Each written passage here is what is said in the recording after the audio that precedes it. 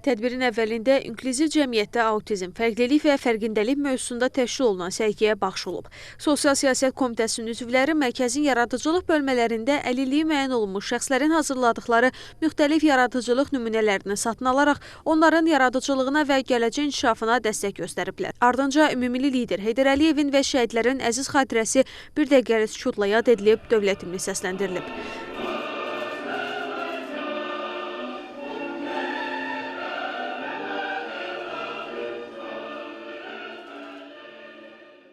Naxçıvan Muxtar Respublikası Əmək və Əhalinin Sosial Müdafiəsi naziri Fərid Bağırzadə çıxış edərək, əlilliyi olan şəxslərin cəmiyyətə inteqrasiyası istiqamətində mərkəzin fəaliyyətindən danışıb, Azərbaycan Respublikasının prezidenti Cənab İlham Əliyev və birinci vitse-prezident Mehriban xanım Əliyeva tərəfindən bu sahəyə göstərilən dövlət qayğısını xüsusi vurğulayıb.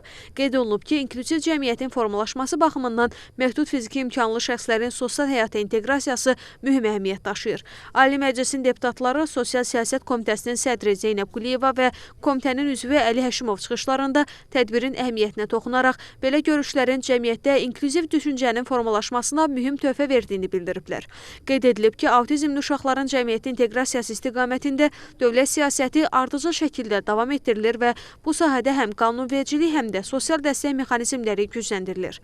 Tədbirdə məhdud fiziki imkanlar üçün Naxçıvan Regional İnformasiya Mərkəzinin əməkdaşları slaydlar vasitəsilə mərkəzdə autizm spektr pozuntusu olan uşaqlarla aparılan terapiya üsulları barədə məlumat veriblər.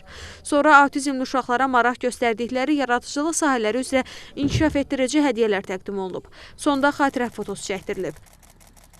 Tədbir bizə çox təsir bağışladı. Çox hansı mənada? Yəni İnklüziv cəmiyyət dediklərimiz sadəcə bizim dilimizdə dediklərimiz deyil. Doğrudan da onlara, o balalarımıza toxunuş etmək, onların valideynlərinə toxunuş etmək, onların nə düşündüyünü, nə istədiyini əyani şəkildə anlamaq, bilməkdən ibarətdir. Və məqsədimiz ondan ibarət idi ki, bu cür balalarımızın cəmiyyətə qazandırılmasında nə edəcəyimizə baxmaq və edəcəyimizlə bağlı da ictimaiyyətə sosial çağırış etmək.